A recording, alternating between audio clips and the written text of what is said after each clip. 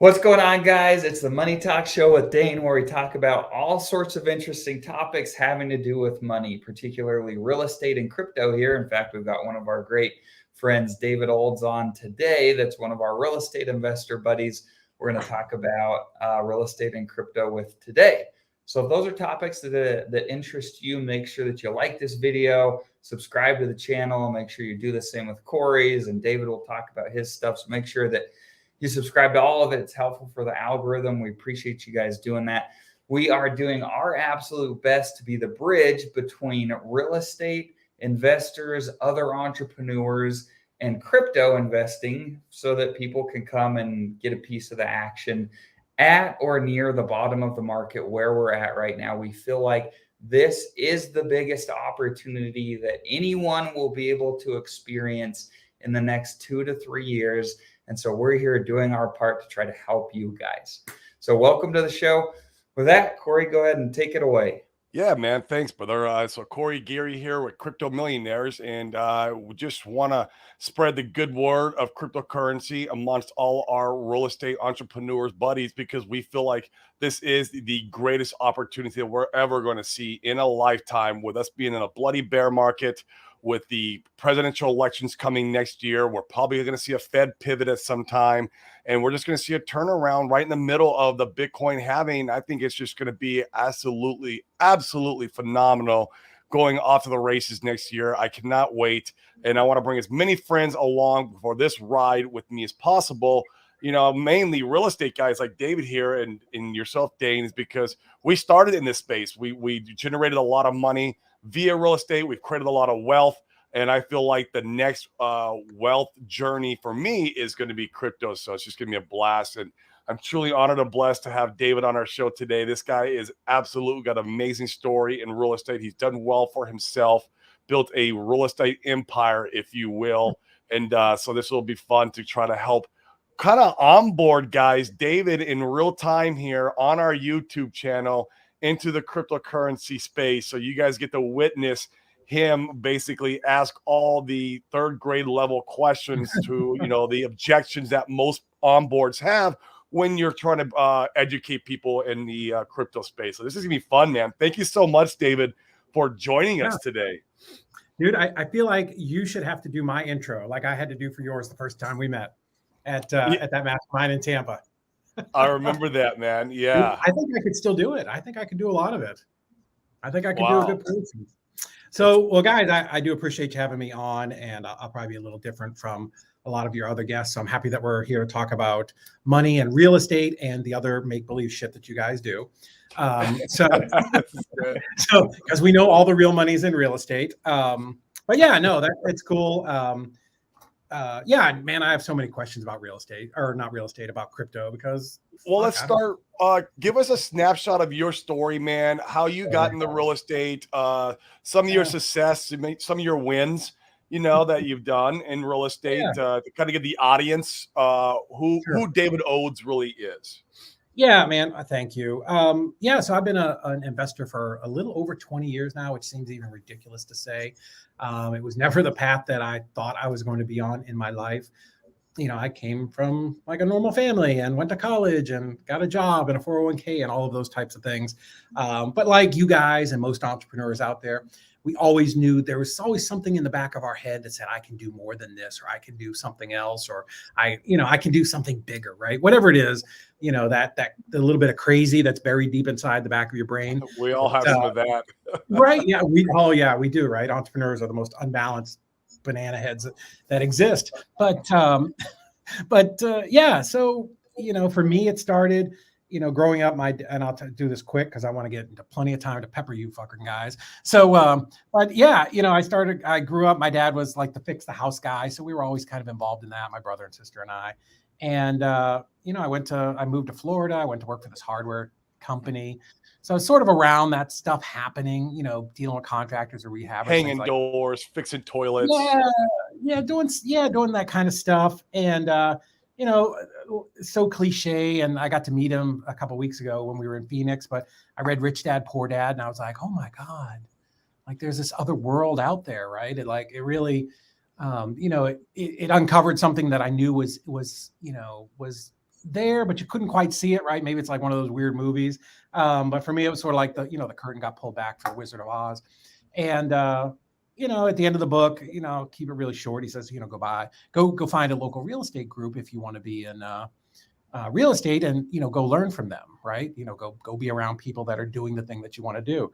Interestingly enough, he wasn't talking about crypto, but he was talking about real estate.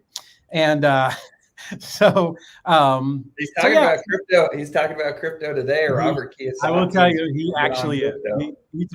He does talk a lot about it. Yeah, I've actually got a screenshot of his post that we're going to talk about here in a second. So go on. Yeah, he's very heavy into it now. But yeah, so I joined the local real estate group. And back then there wasn't a ton of information out there, but got really involved, got around people who were doing the business, paid for mentorships, paid for coaching, did all of the things to accelerate my learning. And, my wife and I, we both worked full-time jobs at the time, but we started flipping houses. And, the really short stories, like the first one we made like 50,000 on, I was like, holy shit, that's really cool. We did another one, we made almost 100,000, and we're like, oh my God, we need to figure this out. So we were in Central Florida flipping houses until the crash happened, which was horrific, which nothing like that has happened. What little bit of a dip we've taken is not anything like what it was in 2008. Oh, we're not done yet, bro. Well, yeah, I mean, but that was pretty bad though. That was like the whole economy. We didn't know if it was opening up the next day, right? But anyways, so we relocated to Chattanooga and got really serious about investing, mainly because I tell people we were 50% of broke, like we were broke divided by 2. So we had to find a way to do something. And for us, the fastest way to generate cash was, through wholesaling, which we've all done. And we just got really, really good at that. That sort of bootstrap marketing. Let me go figure it out. Let me get really good at talking to people. And, we started flipping a lot of houses. We bought properties. We built up a good rental portfolio. One time we had almost 100 properties in there. We started doing flips and all that type of stuff. So yeah, I've been around real estate, done all of the things, all the different creative things. We went nationwide at one point, like you guys both were. We've contracted that back in just a little bit. But yeah, we've done lots of stuff. And, for me, all of our personal wealth comes from real estate. All comes from wholesaling. And, we've been able to start some other businesses like our transactions company. We help investors and wholesalers across the country get their deals closed. But, it has also given me some money to as much as I want to give you guys some shit. You've baby stepped me, like a child through investing some in crypto. And so that's really cool. But yeah, certainly from real estate, we've built up, some cash and some reserves, some equity, some wealth. And yeah, I mean, how many rental properties you own? What does that look like? Now we just sold one, so I think we just dropped into 79. But 79 rental properties. Yeah, very nice. A lot of properties. It's generating some really nice, monthly cash flow. Will be completely paid off in the next, in the next 7 years. So we should have somewhere between $50,000 and $60,000 a month coming in cash flow. That's beautiful. And on top of that, you've also created an amazing business called EasyREI Closings, which is a servicing company for every single wholesaler and their mom in the United States, which is amazing. It's an absolute, probably one of the biggest problems that you're fixing in the industry with that company. Well, thank you. Yeah, when you guys are clients, and we've loved working with you when you were doing real estate. Yeah, I mean, essentially all that we do is we're the contract to close people. We take all of the headache of finding title companies and clearing title and, coordinating notaries and closings and signings and all of that stuff. We just take that completely off the investor's plate so that they can focus on doing the thing that they're really great at. And that crazy in the back of their brain that said, let's go out and be an entrepreneur. None of that crazy said, let's quit your job so you can do paperwork. It was, go out there and create deals and make stuff happen. So we've been fortunate that that company's really taken off the last couple of years and is growing, and we have a big growth plan for it this year. So it's been great. So yeah, awesome. So let's we'll start into some questions here. Well, and guys in the chat, I was gonna say in the chat, guys, if you guys want to get involved on peppering David with some questions and educating him on the blockchain and everything that's crypto, because you guys are knowledgeable just like we are, feel free to drop it in the chat, and then we will help educate David through some of your comments. This is gonna be a lot of fun. Yeah, don't start with "I'm stupid," because I get that. We're gonna establish that like right now. Like I don't understand any of this nonsense. So guys, because I know you guys talk to all your crypto friends and the crypto bros and all that. Like explain crypto to a fucking moron like me. Like I don't understand. It doesn't make a lick of sense. Why there's any value in it? What the fuck you do with it? Like I don't get any of that stuff. And Dane, I'm sorry for swearing, man. I'll try to reel it in a little. Oh, you're good, man.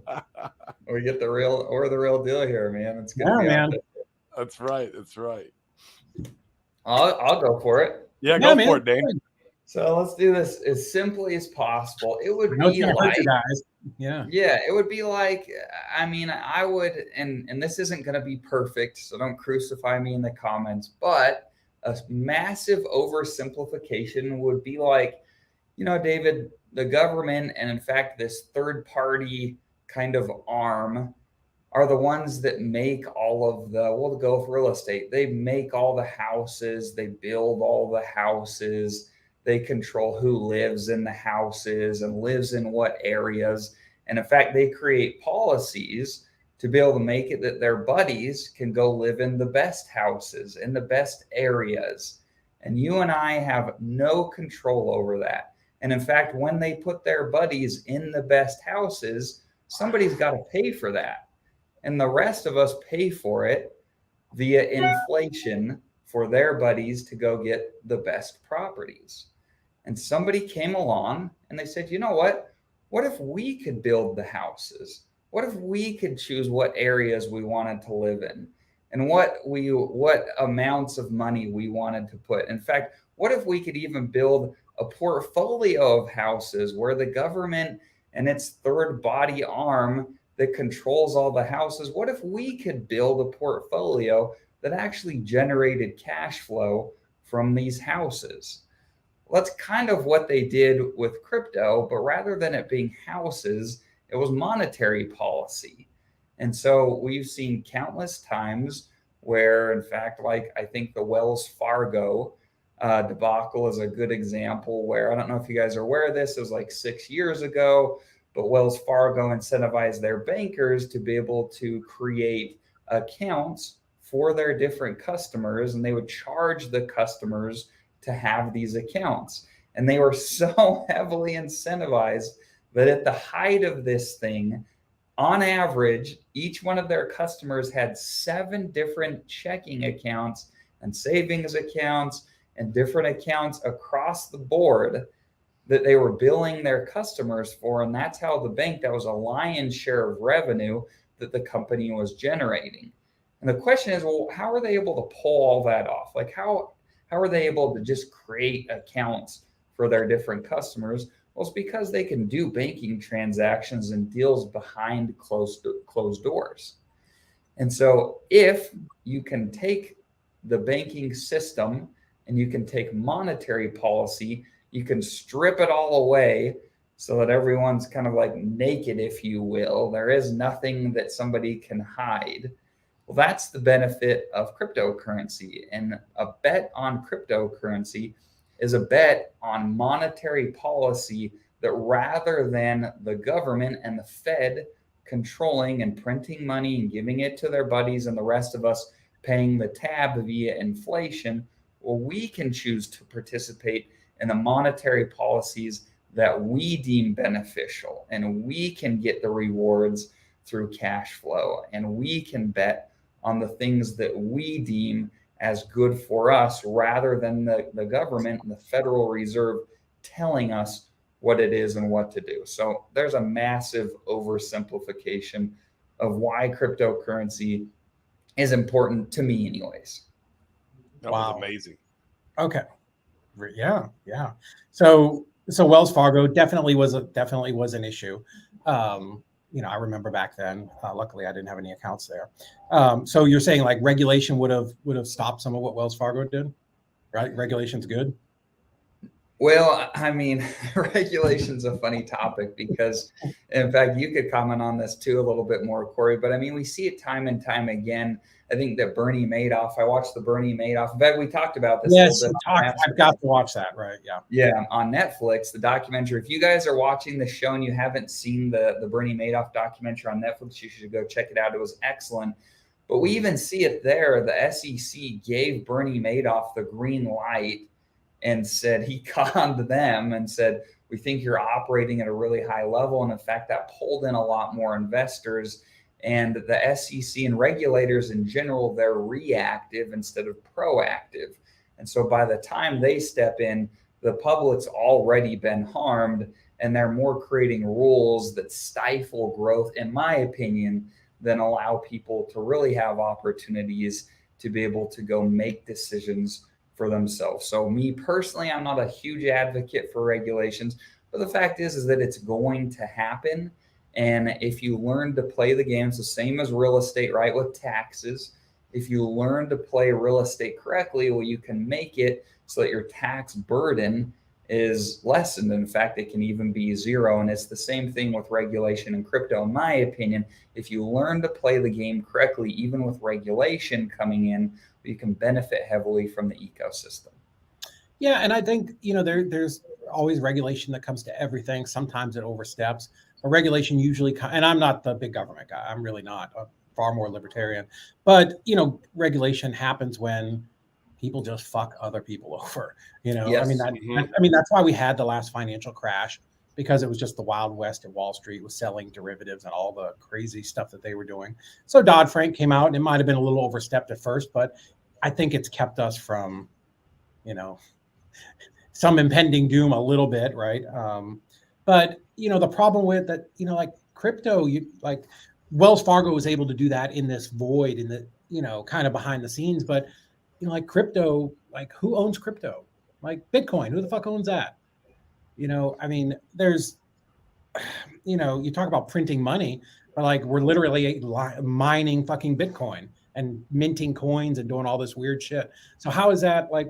But it's very controlled, right? It's very controlled. There's the monetary policy is consistent. Where in our economy, it's not consistent at all. They print and choose how they want to inflate the currency at their discretion. Yeah, we have no say in it as the consumer, if you will. We have no say in what they do with the monetary policy. In fact, we just either reap the benefits of it sometimes if they're inflating like crazy, or we have to get hurt, right? We have to pay the piper. Like right now with the economy and what it's doing, with all the liquidity getting sucked out from the monetary policy. And so why does the government get to choose how our money operates? Why do they get to choose? Why can't we choose? And why can't it? Yeah. I don't want to cut you off, bro. But you're saying like they is this person, and I feel like crypto people, you guys are like, it's like two intersecting circles with a little bit of the conspiracy people, but like it is. It is. Okay, all right. Well, I just wanted to put it out there. But like I have no, and again, my knowledge of crypto is so minimal, but like I have no idea who's controlling Dogecoin or Dodge, whatever it's called, or the Shinobi dog or Bitcoin, or like who is they and who is, that's control, like somebody is controlling that. You don't think somebody's manipulating that stuff? Crypto, real true crypto, David, DeFi, nobody controls it. No one has the keys. It's immutable. It's unstoppable, and it lives on corporate evil government or evil corporation. There's no evil government. There's no third-party entity. I got news for you. Sam Bankman-Fried is not crypto. I know, but he's the reason why crypto was invented, to get rid of third-party counterparty risk, to get rid of middlemen, to teach you, which you should be taught this in school, but we don't, to teach you how to be your own bank, to have self-sovereignty, to be your own custodian and act responsible as such with the value that you create in life, that you get to have control over this value that you got to create in life, that you worked hard for. Man, you worked hard. You worked extremely hard to be successful, a real estate entrepreneur. Man, you worked hard. We all did. But like now that value gets to be controlled by the government and their friends, and we lose control over that value, and it gets, pondered away, right? Well, crypto, we get that power back. We're grabbing that power back from those guys, if that makes sense. Yeah, I mean, Trying to dumb it down as much as possible. And Dane, maybe you can get it even on a dumber level than the way I explained it. So here's where I, we're getting to the heart of where I really struggle. I just Googled this. You may be surprised to learn about cryptocurrencies. There are 12,000 cryptocurrencies. Why the fuck do we need 12? There's 20,000. Okay, well, fucking Google's wrong. But okay, so 20,000. Man, what are we supposed to do with 20,000? Why do we need that many? What are you supposed to do with them? Why are they all fucking different? Why, they're operating on all these different exchanges? Like me, I'm just a normal fucking guy. Let's say I've got 500,000 in whatever, doopty fucking do coin, right? Like, what do you do with that? And then as a vendor or a shop or somebody who's selling something, like, you two are going to show up with like 90 wacky fucking coins that I have no idea what, like, how are you supposed to do business with this shit? Does that make sense? I mean, yeah, that's an excellent question. And I think a good, like, we'll relate it back to real estate. I think this is a good way to kind of like bring this background. So like you could say the same thing about like real estate syndicators, right? They're a dime a dozen. Everybody in the real estate world is trying to raise some money and buy some deals and operate those deals. They're everywhere. In fact, in this last crypto run, it felt like everybody was a syndicator. Yeah. And the question was like, well, why do we need them all? And who do you operate with? Like, who are the good operators and who's raising money correctly and ethically and lawfully and all that type of stuff? And the fact of the matter is a lot of those guys just weren't doing good business, and we didn't need most of them. And a lot of them lost people's money. And you see it now. Like, we have friends that are bleeding capital. All of us do, because they did bad deals with bad operators and they lost money. And crypto is similar in that respect. The fact of the matter is we don't need freaking 20,000 cryptocurrencies, but it's the wild, wild west right now, where everybody is creating monetary policy, if you will.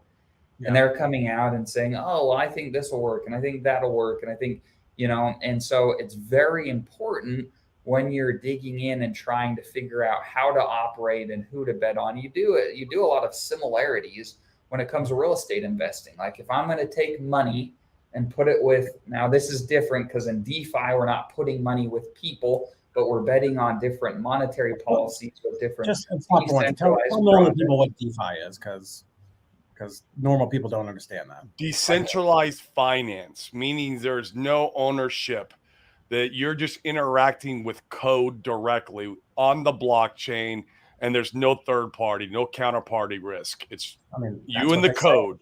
That's it. All right. That's a leap of faith there, man, but okay. Decentralized finance. Think about B of A. That's a centralized bank. Then you can take it one step further. FTX was a centralized cryptocurrency bank. And that's why you have this, middleman risk where you can lose $20 billion, which is what's happened with FTX. Well, DeFi, there is no bank. There is no, middleman. Well, that seems far safer. You hold the keys. You hold the keys to your own coins. You hold the basically the access to your vault in your hand. So literally, I'm like, this is like medieval fucking times, dude. I'm carrying around like the sack with the dollar bill on it. Like, I'm going through the like that in a way, and you got to be responsible with that sack with the dollar bill on it. If you give it to a scammer, or if you will, like Dane was kind of alluding to earlier, with a bad operator in crypto who created a bad monetary policy, and you give it to that guy, well, then it's going to go away. Remember, you're learning to be your own custodian, and so you have to act as such. You got to do the right due diligence on these, operators, if you will. They're not really operators because, like Dane said, there is no third party. It's just you and the code, but you got to do your own due diligence and come up with your own thesis or own story on that crypto, because you're right. We don't need 20,000 cryptos. We just need a handful. That's it, really, in my opinion. but right now we're very much in the experimental phase. We're very much, remember in the 1990s when the internet boom, when everyone was calling a scam and it would never be around, and you had all these companies coming out, and maybe only a handful lasted, Amazon being one of them. And some of the ones that really did really well didn't make it through. And so we're kind of in that stage right now where everyone's calling it a scam. No one sees the value in it yet. And everyone's trying to come up with their own version of it. And it's because it's the Wild Wild West, like Dane had said. Well, think about it this way, David. Like, what's the purpose of a title company or an attorney in a real estate transaction? Well, it's to make sure that the title is conveyed in its entirety, and that there are no liens or encumbrances against it. Right, exactly. And it keeps the two parties, it makes it so the two parties don't necessarily have to trust one another to do the deal, right? Right. So cryptocurrency is the same, but imagine if you could have, rather than a fallible title company or an attorney in the middle who could be swayed by greed, or could get sick and die, or could go and cheat on their spouse and have a million issues because of that. Think about having the opportunity to be able to do those types of deals, but it's just code. And rather than betting on a fallible person, instead you're just betting on programmed code that says, hey, when David comes and deposits his money here at this with the help of this code, then person B gets said property, and it's done seamlessly and automatically. It's not done when people are awake, or when they're asleep, or when they're in jail or not in jail, or when they're cheating on somebody or not cheating on somebody, or when they're swayed by greed or not. It's just you and the code, and it's seamless. And it's really pretty cool. And that's why DeFi is so important. It can make things trustless. And I think there's a large real estate component coming to the market with blockchain that'll make real estate more trustless. And we're building towards that. But that's the purpose of the money, is so that largely it can be trustless. You can create trustless passive income where, I mean, I'm sure just like me and Corey, you've done a bad real estate deal where you trusted the wrong person with your capital and it went poorly and you lost it. Well, a lot of the time, you may have not lost the money if the person hadn't become greedy or had issues in their personal life. If it was just you and the code without those human characteristics, your money could have been in much better hands. And that's the purpose of DeFi and cryptocurrency. Right. Yeah. And I get that. But like, I don't have time to figure out which of the 20,000 coins is the best one. Like, I don't have, I run a fucking business, a bunch of them. I don't have time to sit around and do research and due diligence. Like, what am I supposed to do? Go ahead, Corey. Yeah, I mean, just same way that you do your real estate. How did you find out how to do deals without getting harmed? How did you find out how to underwrite deals? How did you find out how to, wholesale nationwide using PPC and doing all this other crazy? You found people who were better than you, who did it before you, and you teamed up with them, or you paid them to teach you.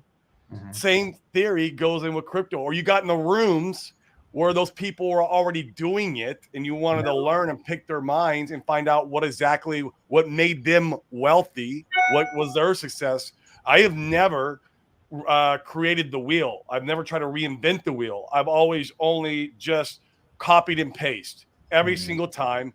And it's almost the same in crypto. I've been absorbing myself around the people who have had massive success, got in the rooms with them, started learning the things that they know, the information they know, and started learning how to do my own due diligence now and be able to research all these projects that are out there. Because there's a lot more coming out, and how to find the good ones. It's like finding a needle in a haystack. You are right, and you have to dig through a lot of hay before you find the needle. But that's a skill set. And you start to become good at that after you do it so many times. Mm-hmm. And so how do you learn that? Well, get around people who are doing it and start learning their skill sets, and don't reinvent the wheel. And I have a question for you. You're kind of alluding to where does the value kind of come from? I mean, where does the value come from this thing? It's just paper. What backs it really? It is not backed by gold or silver anymore. We got taken off the gold standard, back in the 1970s. It's just kind of, fake. Well, I mean, the U.S. government assign a value to. Well, what's the Yeah. difference between this fake paper that we assign some kind of value to that has no backing to the difference of my magic internet money? Well, I mean, how many magic internet monies have collapsed in the last year? And the US dollar, say what you want about it, it's still there and still working, right? Give it time. I mean, even Robert Kiyosaki said, giant crash incoming, depression possible, Fed forced to print billions in fake money. It is fake money. Yeah. By 2025, gold at 5,000, silver at 500, and Bitcoin 500,000. Why? Because faith in US dollar, fake money will be destroyed. Gold and silver, God's money. Bitcoin, people's money. Take care.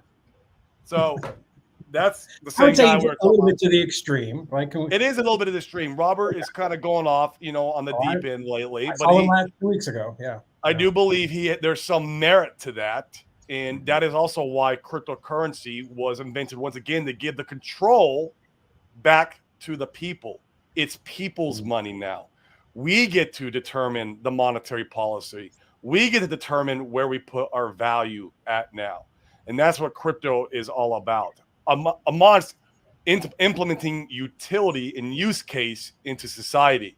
For example, like Dane was alluding to earlier, like there's going to be a time and place where we're not going to even need a title company no more, where all your information is stored on the blockchain, all that house's information is stored on the blockchain, and the process of transferring title will happen within a couple of seconds because there is no need for a third party anymore to verify if there was liens, judgments, or if that person owns childcare, whatever it may be. All that stuff and information will be stored on the blockchain when it happens seamless. So that's a good use case of crypto in the future and blockchain technology. And there's a lot of other, we can go deep down a rabbit hole of use case of blockchain technology besides just magic internet money.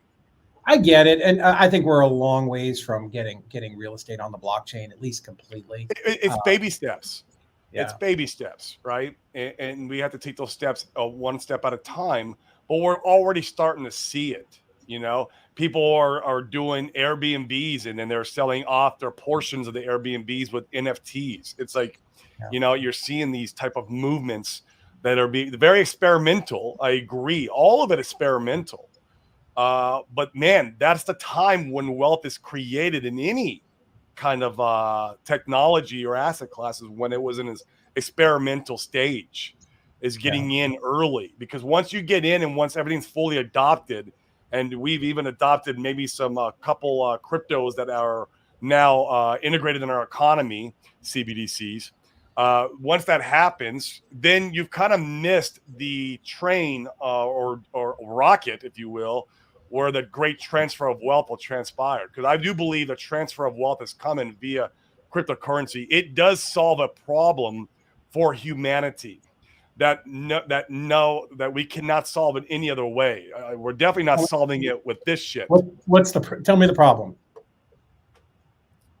Well, the problem is basically that this is collapsing in value because like we've been alluded to earlier, that our friends can go print this out of thin air as much as they want and then give it to their friends with the expense of us.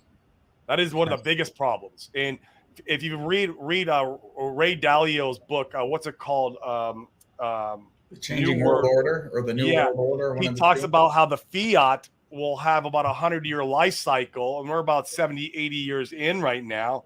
Well, what's next? Well, it's going to be crypto, because it does solve the problem that fiat cannot solve. Well, so I get that. And, as let's say I own a shop and I sell, I sell mufflers, right? I don't know, whatever. First off, I've got my little shop and I sell my mufflers, and you're going to come in and swipe a car. I don't know, however the fuck we're going to transfer your stuff. But like, again, let's just say we go to there's 8,000 cryptos. How do I possibly take in 8,000 different forms of currency? And and again, the problem becomes, okay, I take in the blue widget coin or whatever the fuck it is, like, and all of a sudden, so I assign that value of $200, right? But because there's got to be some universal benchmark that we measure shit against, right? And we Sure. do. Yeah, so that's a great point. And you see it today where companies that accept cryptocurrency, and they're growing, but a lot of these guys, they accept what's called stable coins, where stable coins are pegged 1-to-1 to the dollar. So imagine it all comes back to the fucking US dollar. It's still tied to the US dollar. Right. I mean, and that's fine. And as long as the dollar continues to be the world currency, everything is going to come back to that, which is fine. I mean, and I think it's a fascinating conversation to say, like, well, where does the value come from? And it really comes down to adoption and what we, like what the market attributes value to. I mean, people used to trade beads or rocks or different things because there was a value attributed to it. And I think a lot of people get lost along the way, and they miss the wave because they're like, what is this Bitcoin thing?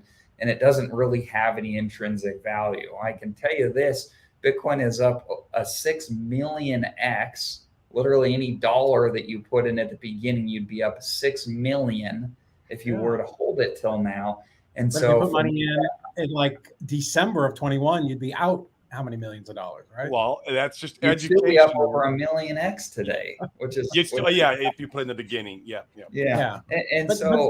And so I think it's a very legitimate question to say, like, well, where does the real value come from? The value, in my opinion, is the bet on decentralization and a bet on the underlying technology, which is blockchain. Once again, blockchain at the simplest form, it's just an open public ledger where people can't go do backdoors, and it forces people to be able to be honest and trustless. And so that's it. It's a bet on that technology.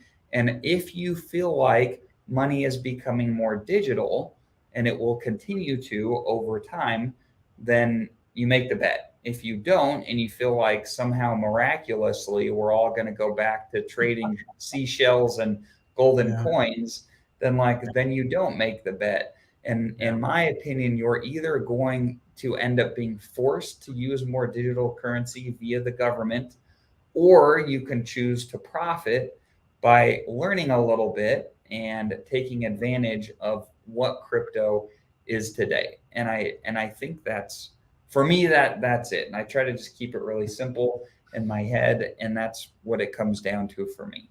Yeah, as far as vendors accepting, it's nothing simple. I because you guys deal with it at a very high level. But back to my muffler shop, right? So Corey comes in and he gives me the equivalent of $250 in blue chip coin. Like, to me, I'm saying that the blue chip coin or whatever it is maybe that's the wrong word, but anyways, the phantom coin, that whatever, has some value to pay for my goods and materials and all those things. Is my fear that blue chip coin drops through the floor tomorrow? Or do I immediately need to exchange that into USDC? It depends on your trust in the system and your knowledge of the system and the cycles, right? And there are vendors who take cryptocurrencies in the cryptos that they choose, that they operate with. We know people who take Hex, for example, as a form of payment. There is a plastic surgeon down in, like, I think it's in Mexico or was it Ecuador? I can't remember, but he's got a plastic surgeon shop all set up, and he accepts Hex for plastic surgery for his customers. So this is a good example. There's another guy out in Miami. He'll accept Pulse Bitcoin for pizza. So he owns a pizza shop, and being that he's in Pulse Bitcoin and he loves the asset so much, he's got it set up where you can come and buy a pizza and a bottle of wine from him for some Pulse Bitcoin. So because he loves that asset and he understands that asset, and he's knowledgeable of that asset. You wouldn't just pick X, Y, and Z asset that you have no clue about, because that'd be dumb. Because you could be picking scam coins, and if you have no knowledge of how market cycle works, you wouldn't want to accept these assets at any given time. I wouldn't want to accept any assets after 2025, because I feel like the market would take its market cycle dump that it always does in every bear market. At that time, I'd only want to maybe, set stable coins, or maybe we would go back to whatever kind of basically more stable type of currency. Because crypto works more like stocks for the most part, as it's very volatile and moves to the up and down. But you can, if you study the ecosystem, you can learn when it goes up and down. It's pretty obvious when you look at the charts and you really understand the fundamentals of crypto of when it goes up and down. Just like in stocks, you can learn the fundamentals of stocks and learn how companies work and how they fluctuate up and down, and typically with monetary policies, depending is how it works. But you can do the same in crypto. So do you think at some point, like the United States government or the EU or the UN just comes out with, hey, here's one cryptocurrency? They're already doing it. And let me just say this, because here's why I say that. Because I've traveled all around the world, luckily, because of real estate, and it's a fucking pain in the ass to go from China to Singapore to Australia to the United States to Mexico to St. Kitts, and have all of these different fucking currencies and constantly be changing them. My kids call it the dum-dum tax, right? Because there's no exchange where you get the best deal, right? No, you don't. You're getting fucking raked over the coals at some point. I've done it. Yep. So I don't want you to think like I'm against the idea of blockchain, because I'm really not. I'm just fucking confused by it. And the sheer quantity of coins that are out there. And I listen to you guys, and honestly, I smile and nod my head, but I don't know what the fuck you're talking about. And it's true. Like there's just so many. It's fucking overwhelming. And we all understand, like a confused mind says no, right? Like I don't know, yeah. I don't want to do anything. So like people that are like me, like entrepreneurs, we have this very focused, like we're good at one fucking thing and we're terrible at the rest. But yeah, crypto is probably something we should figure out. Like I get it. Like, and I'm giving you guys a hard time too, but like, what do you do? Like, what do you do to figure it out if you don't have 1 million hours a day like you guys? You come join our group. You come join our community, and you leverage the people who are doing all the research and due diligence and the digging, because that's literally what me and Dane do all day long. I enjoy it. In fact, just like in real estate, how I paid mentors to learn to get good at real estate, and then I started teaching real estate, I'm doing the same in crypto. Not only are we providing value to our community, but I'm still hiring mentors to teach me. I just hired a mentor, his name is Gamma, to teach me to be a node validator for the Pulsechain network. And I know you don't know what that is, but it's basically I'm adding tremendous value to the network by holding consensus in executing the transactions and proposing new blocks. But I have to learn Linux. I have to learn command line. I have to learn all this techie dev type computer stuff to be a node validator. So I'm like, man, I need a mentor. And I'm going to pay a mentor because I believe in paying mentors, because it's made me successful in real estate. So I'm going to apply what made me successful in real estate over here to crypto. And so it's the same. It's the exact same. Let's go through some comments. Yeah, let's get into some of the comments, because these guys have an absolute fire they've been given. Let the audience beat up David a little bit. No, they've done a great job and had really good feedback. So Harmonic Hexkin, she's on our show almost every morning. She says, just like any business, you get to decide for yourself what payments you're willing to accept. And I really like the follow-up with Hustle Headquarters 360 says the dollar or debt notes that go down in value due to inflation.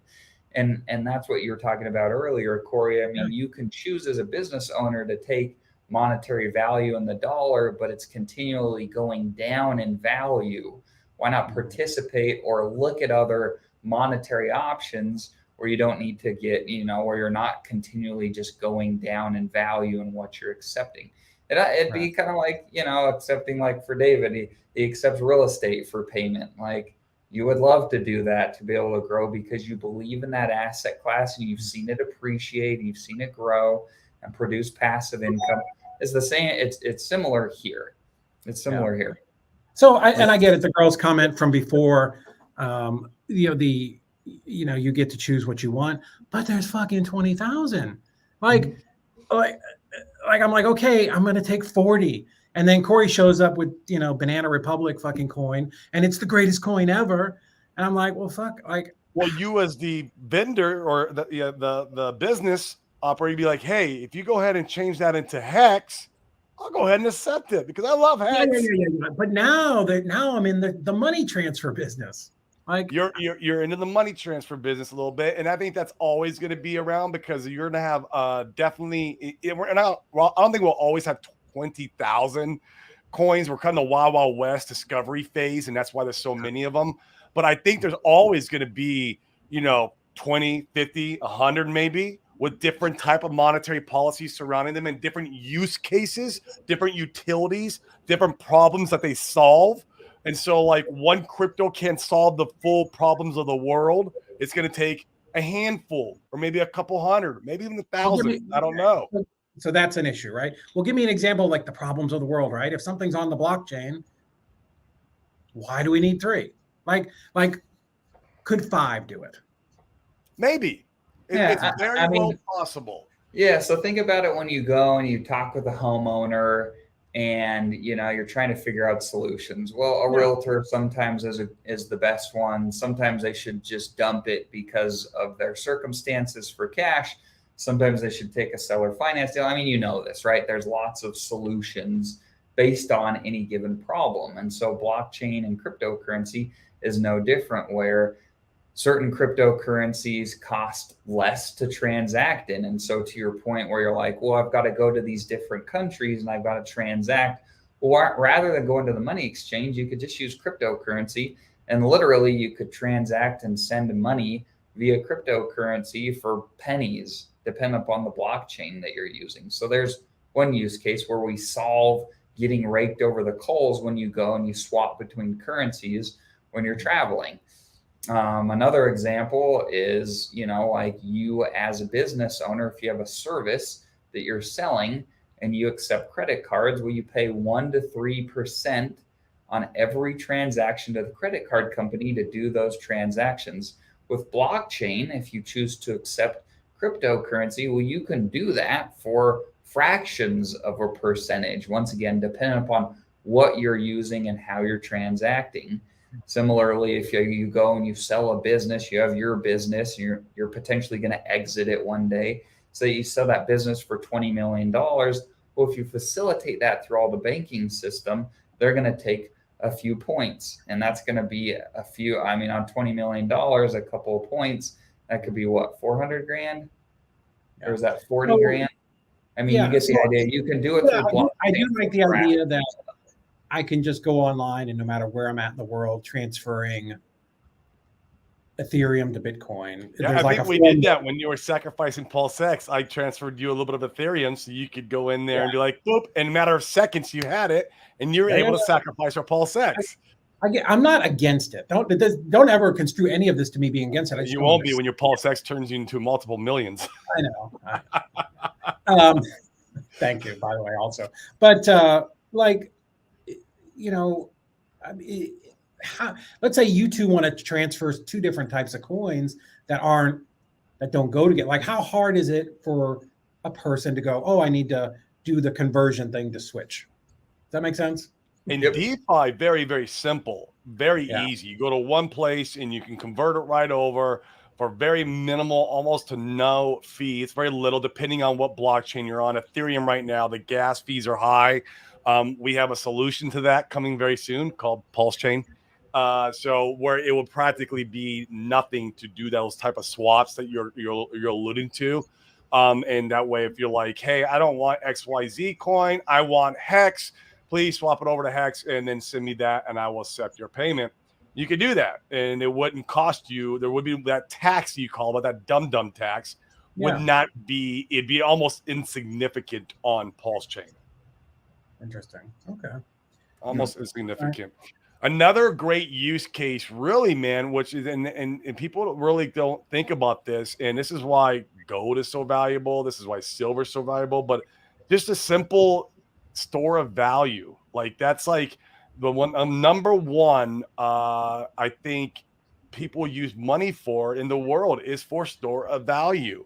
And we see that in Bitcoin. That's why Bitcoin did a 6 million X, is because its main use case was store of value during that time. Now, if there's other use cases coming out, of course, that are have more utility, but you can never pass by the store of value narrative because it's massive. It's absolutely massive. And why not take that store of value?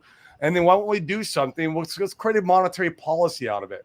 Maybe by injecting a very low amount of inflation in that store of value, where you can lock your coins up and you're able to get rewarded like a CD, like a bank. You go down to the bank, you take your money in the bank, and you say, "I'm going to lock this up for 2 years." You go back in 2 years and you get your money, and you actually get what's called inflation on top of your money back.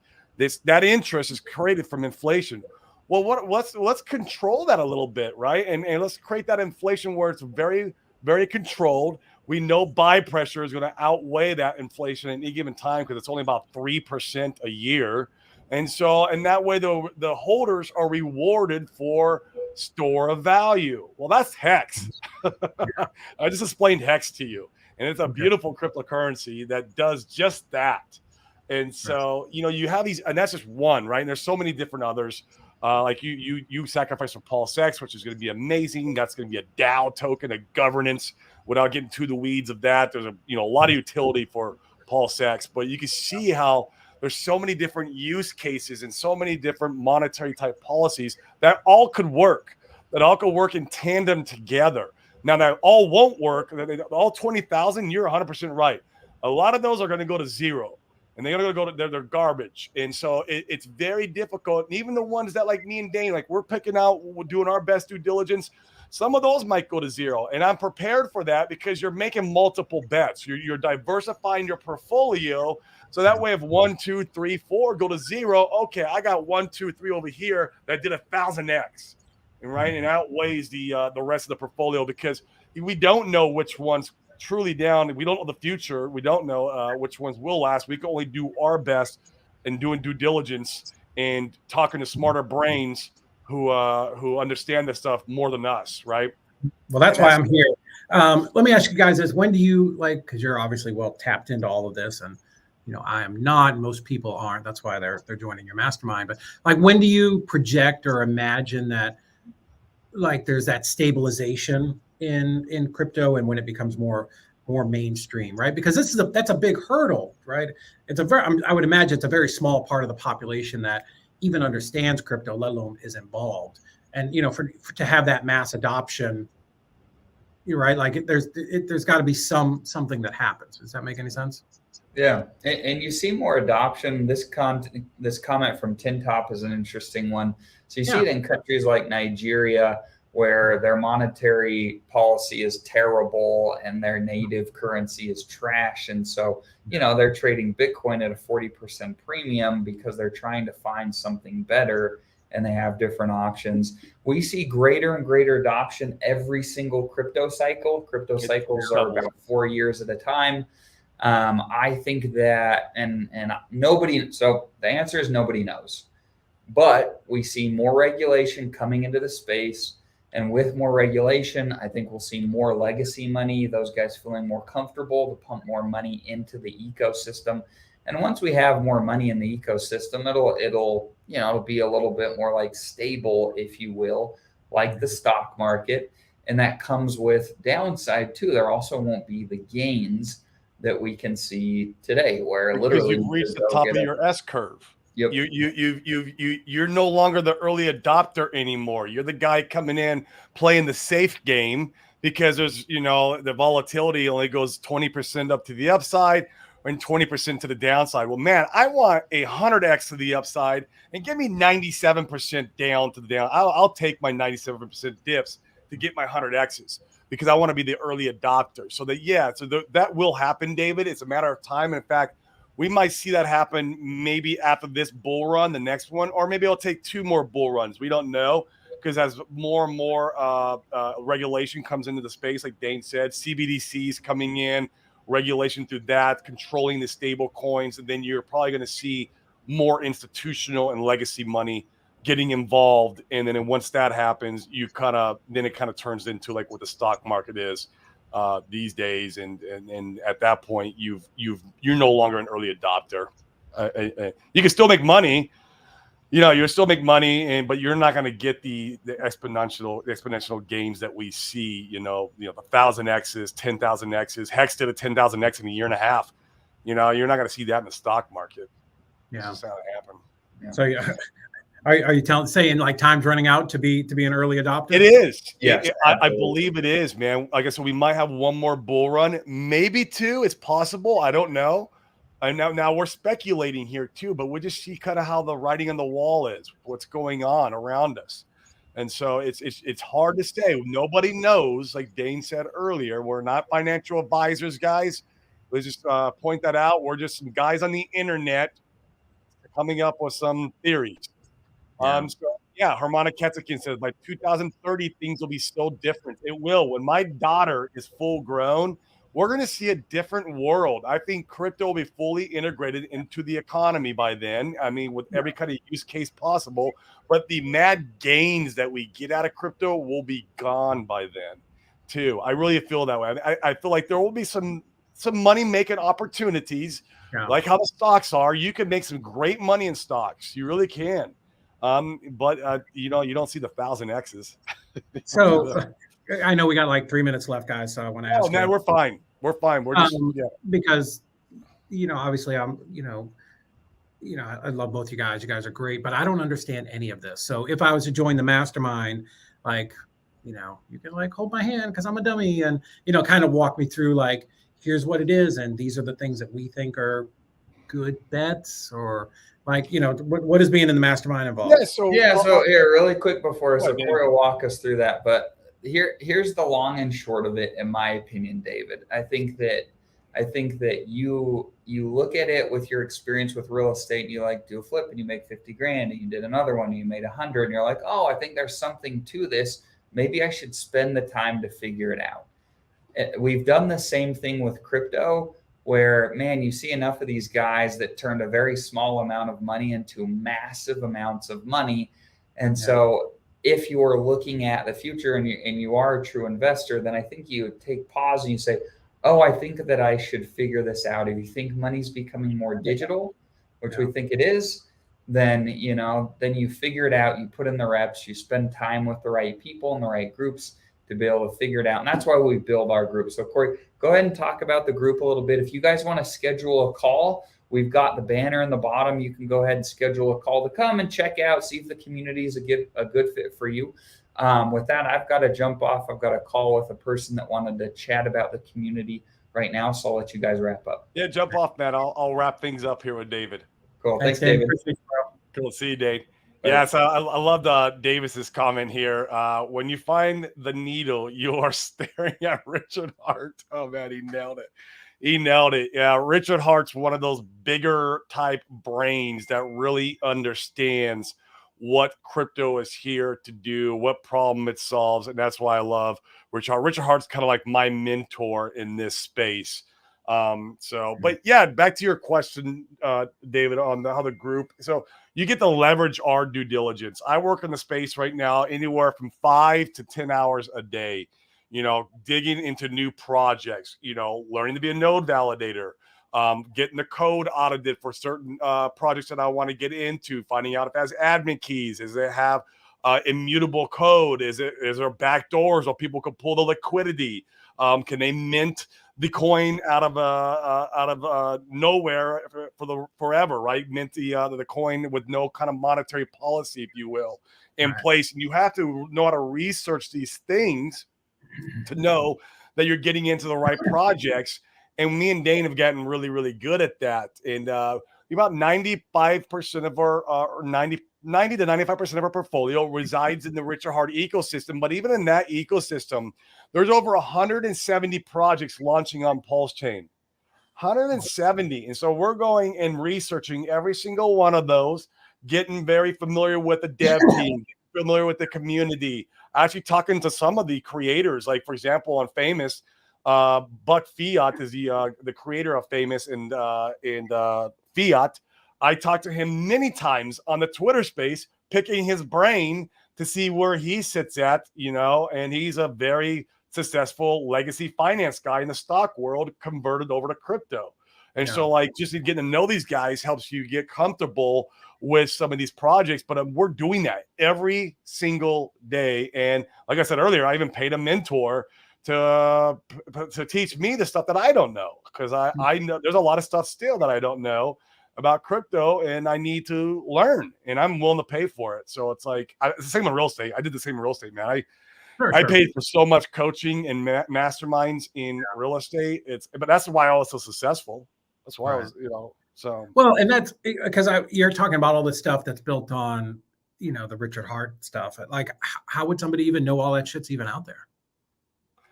Well, people who are very in the space, I guess you would say that everyone in the space knows who Richard Hart is. Whether they like him or not is a different question. Yeah, I get it, but I get the point I'm making is like somebody like me who's coming in from the outside. Oh yeah, you kind of don't. You're gonna come in. Most people come in because, like you said earlier, they like doggy coin. I'm gonna buy doggy coin because I want to get rich, right? And that's why they come into space, right? Like, or they like, oh, I'm going to come in and buy Bitcoin because Bitcoin's going to $1 million because my buddy told me that, or the YouTube guy told me Bitcoin's going to $1 million. Well, it's, and they get wrecked. And usually people who get in the space get wrecked in the beginning. That's what happened to me. I came in the space early 21 at the top of the bull market, watching all these YouTube influencers shill me coins that basically they were shilling me to pump and dump, and I'd go in and I'd buy them and I would lose my money. And when I came into space, I lost about 6 figures right out of the gate because I was buying these pump and dump coins that YouTubers were shilling me. And so like that's how most people unfortunately come into crypto space, because by the time they come in, they're hearing about everyone getting rich, buying the Lamborghinis on the news. When they're hearing that on the news and social media, or they're like, their friends are getting rich, it's already too late on that market cycle. And then so like a lot of retail floods in, they buy the tops. So they're what's called exit liquidity, and smart money is getting out. And so that's how most people are introduced into crypto, including myself. And we have to ride the wave down and lose all our money and start over from scratch, and then start to understand how market cycles work, how to find our own projects and do our own due diligence, and not listen to YouTubers who are just shilling us coins. And so we have to learn all this the hard way. And that's what happened to me. But at least with the group, if you're coming in now, you're coming in at the right time. There's not a better time. We're in the middle of a bloody bear market right now. The next Bitcoin halving is not to March 2024. And that's usually the indicator for the next bull run, and which is lining up with the presidential elections, which is probably lining up with the Fed pivot, which is probably with so many different things, right? And so right now the timing is perfect. But like most of retail are all calling crypto a scam. Even when I spoke at the last real estate event that you were at, we spoke on stage. We had a few people who were very interested. We had a couple guys sign up for our group, but like most people were like, man, crypto's a scam. It's everyone's losing money. We don't see how you're going to make money in this, because right now people are scared of it. And it's the old Warren Buffett saying, buy when people are fearful and sell when they're greedy. But everybody else does the opposite. They want the opposite. They want to come in and buy when people are already rich, and because they want to. But that's not when you get involved. You get involved when people are not talking about it, or if they are talking about it, they're calling it a scam. I think I've told you this story. I went home for Christmas, and my dad came up to me and he's like, "Hey, I heard your Bitcoin went to jail." Like, your Bitcoin went to jail. Like it's a person. Like it's a person, but he was referring to Sam Bankman-Fried. And that's how retail people, or the normal guy, the average Joe, is seeing crypto right now. They're seeing that Sam Bankman-Fried, he's crypto, and he went to jail and he scammed $20 billion. Man, don't touch that stuff. That stuff is like, it's hot potato. And so like, that's the way, but wait until this is the sad part. In 24, probably towards the end of 24, when people are starting to get rich again and people are making money in crypto, that's when people are going to be buying in. That's when people are going to want to what we call FOMO, fear of missing out. That's when people will be coming into the marketplace, and they will no longer be calling it a scam. And so it's just, we see this every single cycle, and it happens in stocks too. It's the exact same thing in stocks with market cycles. And so it's just, it's interesting. I think it's human nature. It's just how we are. So I took it upon myself to really educate myself now on this space, to really buckle down, understand it from all the way from a 3rd grade level up to the college degree level. I'm still working on that college degree. I'm not quite there yet. It's taken more money for me to spend, some mentorship, some more understanding, more hours, and at the perfect time, man, in the middle of this bloody bear market. But even in this bloody bear market, we're doing phenomenal. I mean, with just via the Richard Hart ecosystem, we're freaking cash flowing like crazy in all our assets. You know, Hex being an example of one of them. I mean, it creates trustless yield for you every single day that you hold it. You hold the T-share. Icosa is another beautiful one where it's an auction house. And by you owning the coin, you're the owner of the auction house. So there's no CEO. There's no ownership. That auction house is making all the profit, and then it gets distributed to the staker class. And so you see this type of technology going on where it's like online businesses with utility case, and there's no centralized ownership, DeFi, and the community reaps the rewards, which is really cool. So, right. Well, man, I mean, I you know, and I wanted to come on here and give you guys a little bit of a hard time, but I really fun. I know. I do believe, you know, there it's going to be something, right? It's definitely going to be something in the future. It makes a lot of sense. You know, I'm glad you guys have this mastermind. I'm excited to be a part of it and get involved in it, because like I don't have the time to go study 6 hours a day, right? Because we're running other businesses. Right. But You're a busy entrepreneur. Yeah, but I know both you and Dane and you guys are, you know, are good, you know, straight up guys, and I know you've turned down a lot of opportunities from people who are sketchy. So, you know, I think people should definitely know that and respect that you know, you guys are, you know, a safe place to come and try to figure this out and get, you know, as good of advice as possibly available, instead of just randomly hitting up Twitter and YouTube and, you know, what's the app thing? Where people TikTok or no, that thing where like people have moved over their real estate groups, Discord and all those, you know, weird things. Oh, yeah. I mean, there's Reddit and all that stuff. So no, man, I mean, I think what you guys are doing is great. And I think it's going to be a lot of help to, you know, entrepreneurs like me that, you know, have some money, that know that we, you know, this is something, right? It's the next gold rush. And, you know, we need to at least put some money in here to, you know, that's the great thing about it. We always tell people that, you know, it don't take a lot to make a lot in crypto. You just need a little bit of exposure. And so all these entrepreneurs making this millions and millions of dollars, man, just put a 1% in, maybe 2%, maybe 5% if you feel, you know, gutsy, and see what happens. You know, you're not going to miss it at the end of the movie. If it goes to zero, you won't miss it. But if it does something like really something like 1,000x, well, you're going to be happy you did it, right? And then it'll stand out in your portfolio. And that's what we tell people, like, don't do what me and Dana know. Me and Dana are going all in. Like, I'm selling rentals.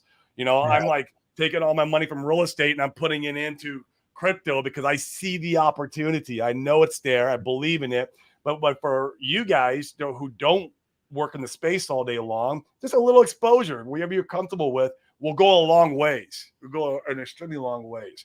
And so I love it. So, but man, let's start to wrap it up. Where do you and JT, how do we join the mastermind, man? Just go to here at the bottom to schedule a call with us, me or Dane. The call is completely free. We'll talk about crypto, we'll talk about market cycles, and we'll see if you're the right fit. Not everyone's the right fit. Like I said, it's designed to kind of like go after entrepreneurs and real estate guys to try to like teach them how to get some crypto exposure the right way, right? But we would love to schedule a call with you. And so, yeah, man, David, tell us where people can find you. Shill your stuff. We call it shilling in the crypto world. Shilling. Yeah. So shill all your socials. Shill your stuff. Maybe there might be some people on here who are interested in real estate. Yeah. And so I know you've got some stuff that teaches real estate. So feel free to drop any of that stuff in here. And yeah, man, where can people find you?